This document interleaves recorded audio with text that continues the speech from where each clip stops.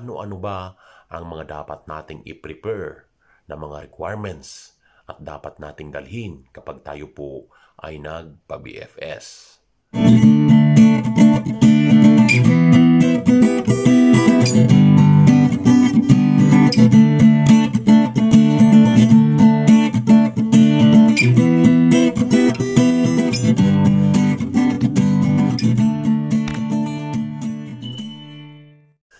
Isang mapagpalang araw sa atin lahat, mga kaibigan.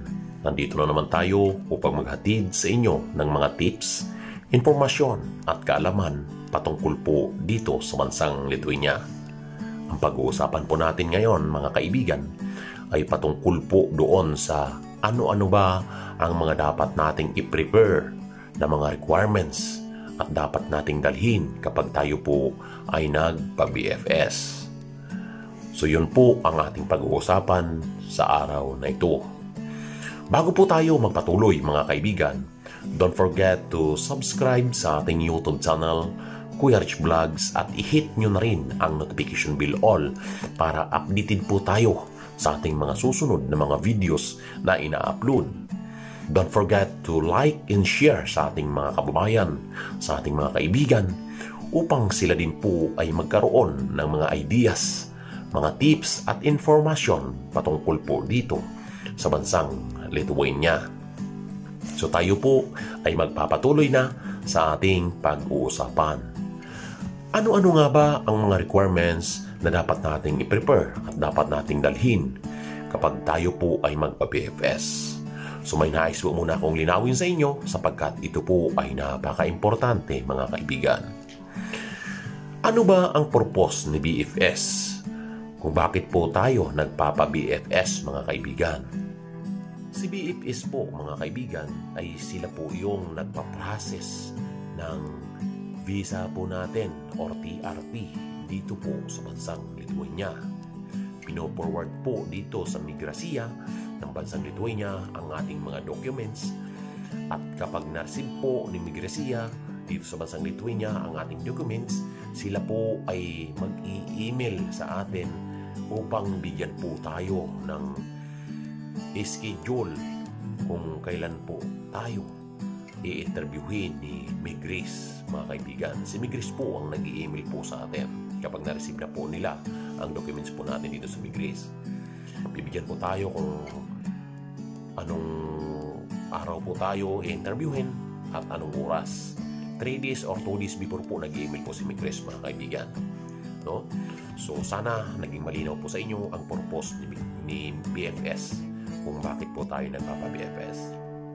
And then, kapag tapos na nga po tayo na medical, ang susunod po nating steps niyan ay sa BFS na po, mga kaibigan. At si agency po, kung minsan sila po yung nag-a-appointment sa atin para po sa BFS. At para mabigyan po tayo ng schedule na araw at oras ni BFS kung kailan tayo dapat pumunta doon sa BFS. At dapat aware po tayo doon, mga kaibigan, sa oras na binibigay po sa atin ni BFS, sapagkat mahigpit nga po si BFS sa oras. Kung ano po yung oras na binigay po sa ating schedule, ay dapat on time po tayo doon. Halimbawa, alas 10 po ang oras po natin. Yun po yung schedule po natin sa BFS. Dapat 10 minutes or 5 minutes before nandun na po kayo. Nakipag-coordinate na kayo sa security kasi di po natin alam, malay mo pinapapasok na po pala yung para doon sa oras ng alas 10, no? Dahil kapag tayo po ay na-late na, mga kaibigan, hindi na po tayo papapasukin ng security doon sa BFS. Dahil yung ibang oras po doon, lahat po ng mga pumupunta doon, may mga appointment po yon. Kaya lahat ng oras po na nakukonsume doon ay gamit po lahat yon para po sa mga nagpapa-appointment ng mga tao. Ngayon, kung malate ka, hindi ka na po papapasukin doon ng security. Ulitin ko, mga kaibigan, aware po tayo dapat sa oras na binibigay po sa atin ng BFS, sapagkat kapag tayo nga po ay late na, kung minsan hindi na po tayo pinapapasok ni BFS. No? Dahil yun nga, ang mga tao po doon, lahat na pumupunta doon ay may mga appointment po yun. Kaya dapat aware po tayo sa oras na binibigay po sa atin ni BFS. So yon. Sana naging malinaw po sa atin lahat mga kaibigan, magmula doon sa kung bakit tayo nagpapa-BFS at doon sa appointment time na binigay sa atin ni BFS. Dapat aware po tayo doon lahat doon mga kaibigan, ano? At sana naging malinaw po sa inyo. So continuous po tayo doon sa ating pag-uusapan na kung ano-ano ba ang mga requirements na dapat nating i-prepare at dapat nating dalhin para doon sa ating pagpa-BFS, no? Unang-unang banggitin ko sa inyo mga kaibigan ay ang passport. Ang passport po natin mga kaibigan ay dapat po natin i-print out po yan. Lahat ng pages. Malinaw po at colored copy po dapat ang ipapaprint natin sa lahat ng dokumento po natin, no? Na ipapasa po natin sa BFS. Kaya yung passport po natin, dapat i-print out natin yan, lahat ng pages, colored copy po yon mga kaibigan. Pangalawa, yung diploma po natin, colored copy din po yon. Pangatlo mga kaibigan ay ang training certificate natin, no? Colored copy din po yon mga kaibigan. Yung training certificate natin ay dapat nakalagay doon yung posisyon na, ba example, ang ina-apply natin dito ay machine operator. Dapat yung sa training po natin, dapat machine operator po yung nakalagay doon. Kung minsan kasi, naghahanap si Migris ng kung ano yung papasok natin dito, dapat ganun din yung nasa training certificate natin. Kasi, minsan naghihigpit si Migris dito mga kaibigan. Pero kung minsan hindi naman naghahanap. Pero mas mainam na maglagay po tayo ng mga training certificate po natin. Pang-apat ay ang mga certificate of employment po natin, mga COE po natin. Dapat colored copy po lahat yon. Isa-isang copy lang po yon mga kaibigan. Yung passport, lahat lang ng pages yon, isa-isang copy lang din po yon, no? At pang-5 mga kaibigan ay ang NBI po natin. NBI with apostle. Yung napa-apostle po natin. I-print out din po natin yun. Colored copy din po yun, mga kaibigan. Tapos, kung minsan may pinapapilapan sila, si agency na mula sa Migris ata po yun, LLG ang kita.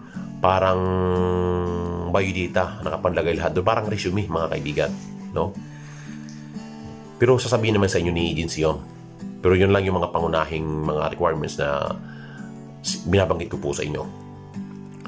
And then, yung medical po natin. No? Ipiprint out din po natin yon. So, yon. Una, passport.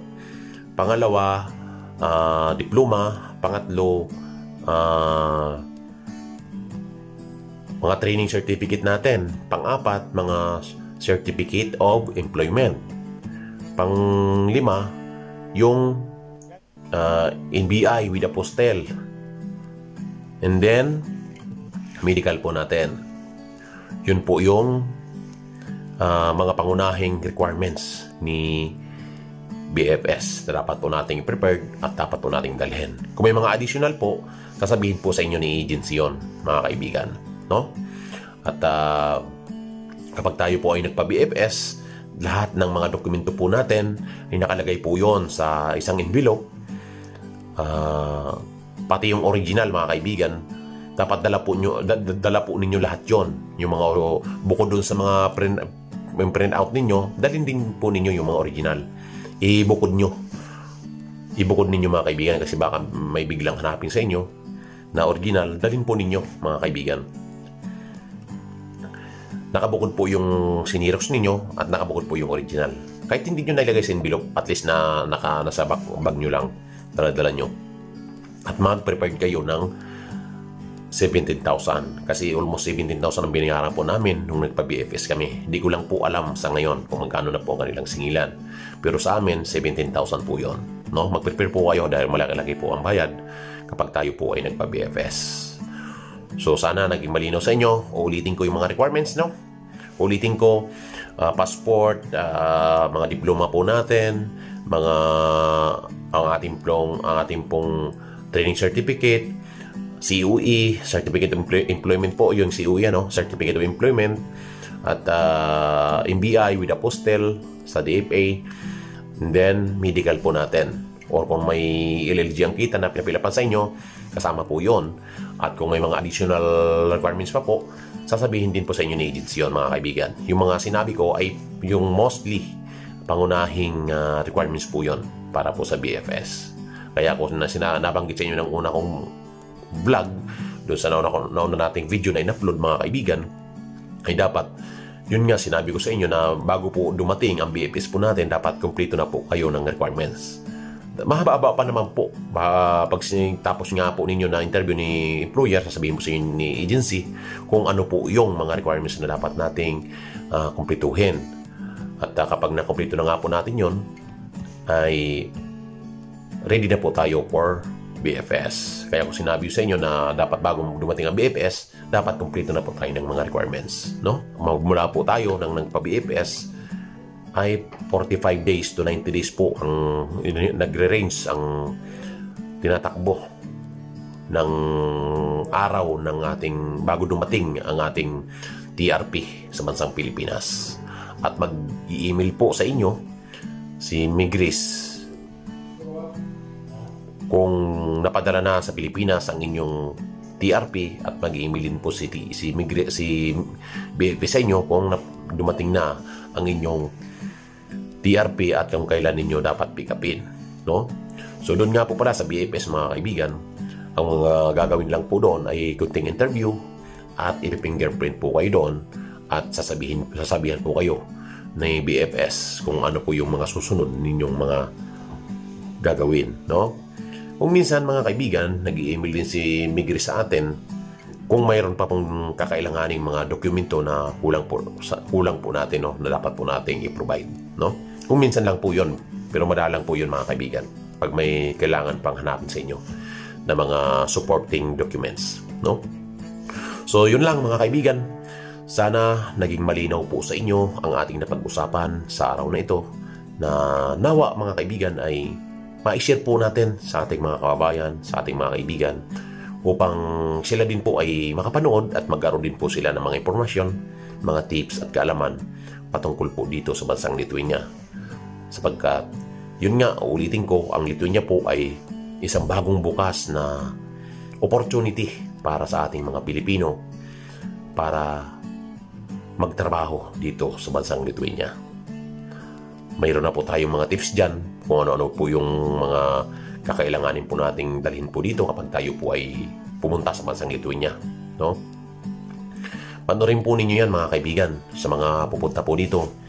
Maging aware po kayo at least kahit pa paano, mga kaibigan, alam nyo na yung mga ideas at mga i-prepare ninyo, mga impormasyon patungkol po dito sa bansang Lithuania.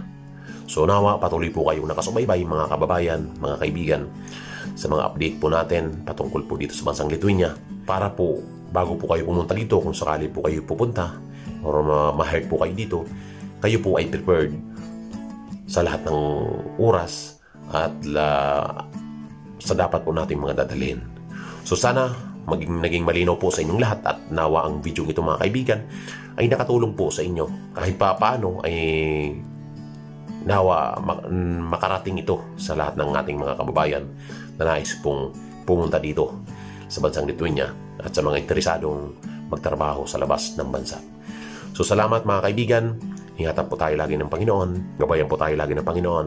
Nawa sa lahat po ng ating mga pangarap, sinasabi ko, kailangan natin magtiyaga. Kailangan nating magsumikap para sa ating pamilya. So yun lamang, mga kaibigan. Ingatan po tayo lagi ng Panginoon. Gabayan po lagi tayo ng Panginoon. God bless sa inyong lahat. Bye-bye po.